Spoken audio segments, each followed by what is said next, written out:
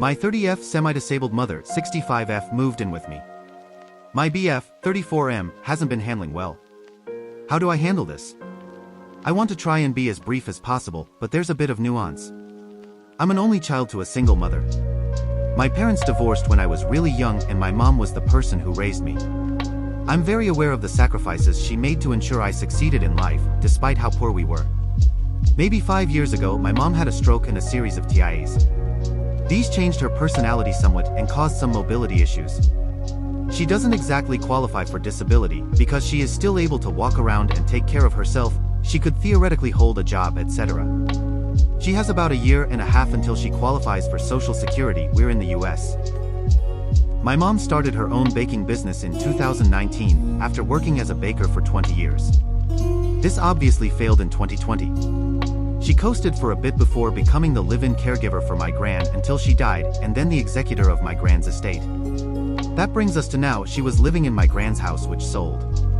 She found herself with nowhere to stay and no income. I live with my BF, 35M, in a 2-bedroom 1-bathroom apartment.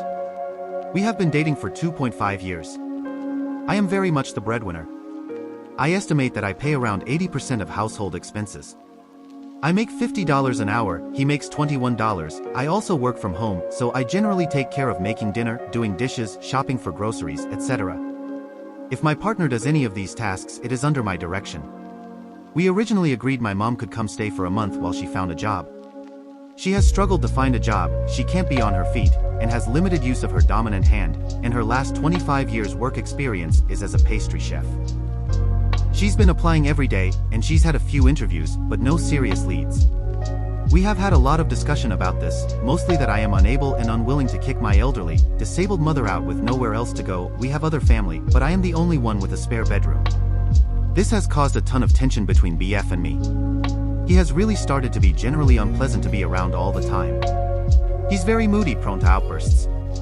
He gets angry if my mom stays in her room, says she's cowering and hiding when he gets home.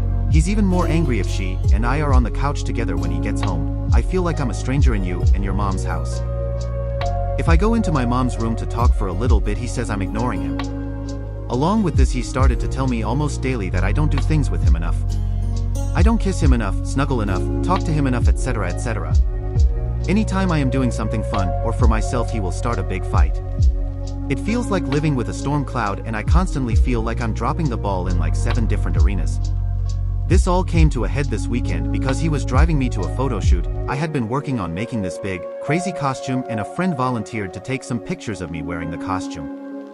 I can't emphasize how meaningful this was to me, and decided this was the time to tell me that he would never tell me to kick my mom out, but he's really angry that I haven't done it already, and that I should be on team us more than team someone else. I understand a relationship should be a priority, and my mom has been with us almost 5 months. I don't think that this is an easy situation, or one that he isn't allowed to have feelings about. But the fact that he seems to genuinely believe that I should kick my elderly, disabled mother out into the street really shocks me. It also makes me really question our future. Like, if this is how he is acting over a family member needing our spare room for a time, what would happen if we had a special needs child? Or if something happened to me? I'm a big believer that a good relationship is able to thrive even in times of crisis. How do I handle my boyfriend's big feelings without telling my mother to leave? Comments. Commenter 1. I don't think this is the partner you want. My dad was dying of pancreatic cancer and had home hospice. My mother, who was stage 4 breast cancer at the time, and I took care of my father, and a nurse would come in regularly. Toward the end, when my dad lost control of his organs, my husband wouldn't let my mother or I change him. My husband changed my father's diaper because he said my dad deserved dignity in his final days, and having his wife or daughter change him wasn't dignified enough. That is the partner you want during the tough times. I was married before, and my ex-husband's dad died pretty suddenly. I saw firsthand what the loss of a parent feels like, and the guilt that you might have been able to do more for them. I just honestly can't imagine putting the needs of a boyfriend over the needs of my mother. Commenter 2. Exactly. So please don't. You have many more years to be with this man if you choose to. But you really cannot tell how many more years you would have with your mother, and to me, the weight of angering some man is so minuscule compared to the weight of not being there for my mother when she needs me, who was always there for me, would be devastating to live with. Commenter 3. I can see both sides and understand why BF doesn't like it. However, BF is a choosing beggar. He is unhappy that his sweet deal has come to an end. He has a housewife that paid 80% of his bills. Is this really someone you'd want to have kids with? That would mean time off work, dependent on C-section, etc., more money for extra day care, and much more work at home for you with a dead weight for a partner. It sounds like you've dodged a bullet finding this out now. Clearly he wants the status quo to remain, but he has to leave if he doesn't want to live with your mom. Update: thank you so much who offered advice on my previous post. So much of it has been really helpful. I did my best to reply to comments and I was surprised by all the responses I got. So much has happened since I posted this, and I feel there was some information that I excluded from the original post, because it felt irrelevant at the time, but now does seem relevant. First, I kind of want to elaborate on my mom's behavior while living with us. This didn't originally feel relevant to this post because my mom really feels like a fixed point to me. Like she's going to behave how she behaves. That doesn't change that she's my mom and I feel I have a responsibility towards her as long as she isn't violent or outright abusive. Also, I'm pretty desensitized to my mom's quirks. I've been dealing with her my whole life. It doesn't really occur to me to think critically of her behavior. My mom is really manipulative and I am easy to manipulate. She is the type of person who will make small, seemingly innocuous comments that over time kind of create a new reality if you are around her frequently. So over the time she lived with us, she really made me feel that 65 is very, very old, and it's unreasonable to expect a 65-year-old to take care of herself. She also basically didn't take care of her personal hygiene. It was very hard to get her to shower. To the point where she would smell terribly. It was hard to be in a room with her. I would of course beg her to shower. And every time it was a very long, drawn-out, dramatic and emotionally intense scene. She would cry. Sob. She would tell me she'd promised to do it in the morning the following day, and then the next day she'd be throwing up sick. She'd beg me not to shame her for struggling. Emphasizing that she's getting old, and as you get old it's hard to do things. She'd talk about being afraid of falling in the shower and no one helping her because I'm so ashamed of her. After she did shower, if I thanked her, she'd burst into tears and talk about how difficult it had been and how scared she had been of falling. This happened almost every time. I want to emphasize that at the time this was upsetting to me, that I kind of just accepted it. I also felt horribly guilty for causing her emotional distress, and going through this whole process like once a week was pretty overwhelming. Also, there had been a pretty big blow-up where I realized that she hadn't been applying to any jobs. She wanted me to fix something with her phone, and it led to me seeing she had 0 applied jobs on Indeed, 0 confirmation we got your application emails.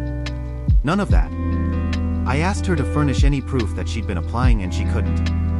She swore up and down, tearfully, that she had been applying, but she couldn't prove it at all. This made me really upset, but like, she still had nowhere to go and she's still my mom. So I didn't really know what to do. I started making her show me every morning the jobs she had applied to. Afterwards she did this voluntarily every morning. I had been told when she first had her series of TIAs that she needs to go on short, frequent walks. Otherwise she will experience blood flow issues that cause things like numbness in her limbs. She barely moves at all. So much that her leg muscles are very atrophied.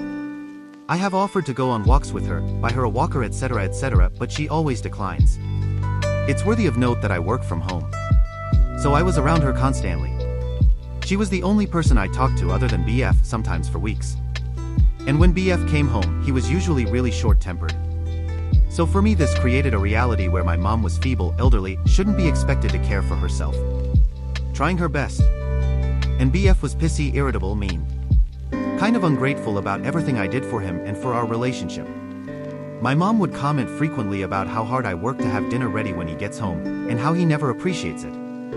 How immature he seems compared to me. So for like most of the day I would be dealing with my mom's emotional scenes, hearing a constant streams of subtle negative comments about BF, also innocuous and focused on praising my efforts that I didn't realize how they were influencing me. All these realizations came later. Shortly after I made the original post, BF and I had a conversation that ended in us both calmly deciding it would be best for us to break up and move out. Luckily, our lease already ended and we were on month to month. So this wasn't an issue. It took a week for us to arrange new places to live. I got a 2BR for my mom and I. He found a studio. This happened at the beginning of this month. We both move into our new places at the end of this month. BF requested that mom go elsewhere for a while so we can pack without her being around. I wholeheartedly agreed. We've been together for a long time. This is difficult. Going through a breakup, living together for a month, and also having your ex's mom be there constantly terrible. My cousin agreed to let my mom stay at her place. This is not a long-term arrangement. She's sharing a bed with my cousin's mom, who lives with her. My aunt has MS, it's a different situation. I can elaborate if desired. It's fine for a bit, but not forever. With my mom gone, everything changed. BF and I were getting along perfectly. BF's entire mood and vibe reverted back to how it was before. Fun, kind, hilarious, delightful. I felt like I was waking up. I had a few counseling sessions that helped me to realize that most 65-year-olds take care of themselves. My mom does have some issues, but a lot of the issues are within her ability to fix. She hasn't been trying to sign up for government assistance. She hasn't been trying to do anything. She hasn't even been taking care of herself. At all. I realized through counseling and talking with friends and family that just because she's decided not to take care of herself doesn't mean I have to sacrifice my life to take care of her. I also had a lot of conversations with BF, ex-BF now, where we were able to really see how the other person was affected by all of this. He really now understands how this constant manipulation was causing me not to really see my mom at the situation clearly. He also understands that despite everything, she is my mom. And for my part, I really understand why he was just at the end of his rope and was acting like a dick all the time. He was acting like a dick all the time. He openly agrees he was. But yeah. I get it. I really do. He wasn't the problem. We had some stuff to work on, and that was present before my mom moved in. But I think all that was fixable if we didn't have 6 months of me slowly being brainwashed, and him slowly becoming the worst version of himself. I do have a lease, which mom is on for a year in the new place. I've decided that I will hold at least for 1 year. After which I am moving into a 1BR alone. If in a full year she has not found a way to support herself, at that point it won't be me making her homeless. I can't keep supporting someone who makes no effort to support themselves, seems perfectly happy to have my life fall apart, and contributes nothing at all to our shared home. I'm happy to help her however she asks me to during the next year. But I can't set myself on fire to keep her warm. Especially if she makes no effort. There are options out there for her. She's perfectly capable of looking into them. I need to give myself the love, care, and consideration I've given her. I have to have a question, so, what guidance can you give for someone living with a parent who has a proven track record of being manipulative? Comments. Commenter 1. You are doing everyone, your boyfriend and especially your mom a disservice by moving with her for a year. Reread what you wrote. Your inability to assess the situation as unworkable is highly concerning. I don't disagree with you. I am really concerned about it. I signed the lease and everything before she went to live with my cousin. At this current moment, my mom really doesn't have anywhere else to go. She's staying with my cousin and my cousin's husband is kicking her out the day our lease starts. I feel that 1 year is ample time for her to get her shit together, so I won't have to feel like it's my fault if she winds up homeless. I don't think this is like a good solution. But it's kind of the solution I have right now. Commenter 2. Stop this, dude. Stop making excuses. Stop putting her needs before yours. Grow a freaking spine, Commenter 3. This is extremely relevant info and shouldn't have been left out of the original post. Did you do that intentionally to get sympathy and make your BF seem like the bad guy? You may be as manipulative as your mother. Regardless, while your mom may be manipulative, it sounds like she might also have anxiety disorder, chronic depression, or both. She needs to see a doctor about these possibilities as there are many medications that can help. A lot of it I didn't realize until she left. No, I did not purposely exclude it. I included all details I thought were relevant at the time. At the time I made the first post I really wasn't seeing her as manipulative at all. I was just kind of seeing her as someone who was really depressed and struggling and needed help. I didn't realize the extent of the manipulation etc. until she left and I had a few counseling sessions. I agree now that it's important information and should have been included, which is why I made this update. The first post was indicative of my perception of the situation at the time. As this post is indicative of my perception of the situation at this time. My mother does have diagnosed clinical depression and anxiety. She also has Graves' disease and her thyroid was removed. Which kind of makes clinical depression symptoms a lot worse. Like it increases feelings of depression. She has been medicated for these in the past, but she lost her insurance when she turned 65 and hasn't been able to afford Medicare due to not having a job. I've been doing my best to get her on state programs, which was difficult because she was previously living in a different state than I am. And since she wasn't on the lease where my boyfriend and I were staying, she didn't technically have an address in this state and was unable to get state assistance. Now that she is on a lease, she does have an address and is in the process of getting on some state programs so she can get properly medicated.